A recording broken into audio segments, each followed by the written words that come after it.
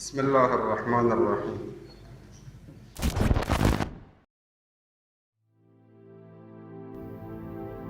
خوارجن منٛز ٲسۍ کینٛہہ خاص چیٖز یِم یِمن باقیو نِش الگ ٲسۍ کران. یِمو خاص چیٖزو منٛز اوس اکھ یہِ کہِ یِم ٲسۍ واریاہ شُجاع تہٕ فداکار، تِکیازِ یِمو اوس حقیٖقتس منٛز پننِس عقیٖدس پٮ۪ٹھ کٲم کٔرمٕژ. یِمن منٛز ٲس عجیٖب قٕسمٕچ فداکٲری. یِہنٛز دوٚیِم خصوٗصیت ٲس یہِ کہِ یِم ٲسۍ مُتعبِد، یعنی یِم ٲسۍ واریاہ عبادت کران.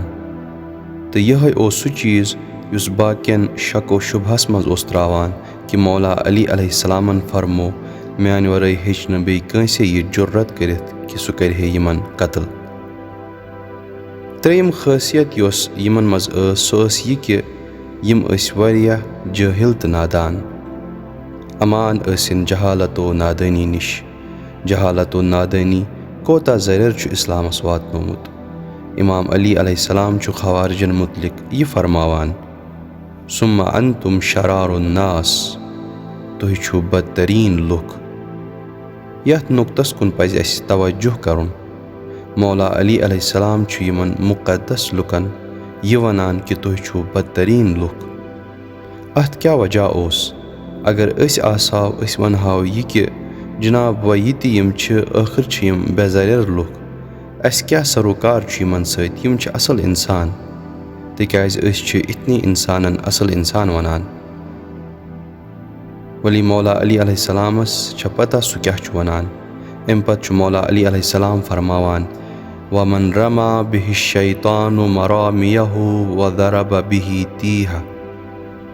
تُہۍ چھِو امہِ وجہ سۭتۍ بدتریٖن تِکیازِ تُہۍ چھِو تِم تیٖر یِم شیطانن ہٕنٛدٮ۪ن اتھن منٛز چھِ.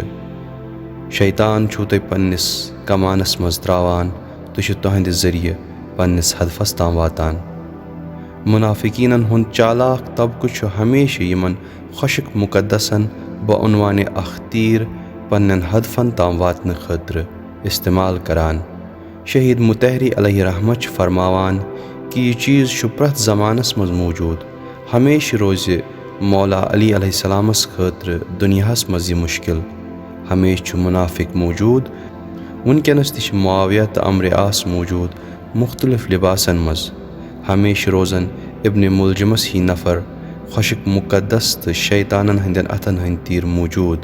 تہٕ ہمیشہِ چھِ تِم لُکھ موٗجوٗد یِم دھوکہٕ کھٮ۪نہٕ خٲطرٕ تیار چھِ آسان تہٕ تُہمت دِنہٕ خٲطرٕ تیار چھِ آسان کہِ تِم یِن تہٕ ونن مولا علی علیہ السلام بنیٛاو کٲفِر، مولا علی علیہ السلام بنیٛاو مُشرِک.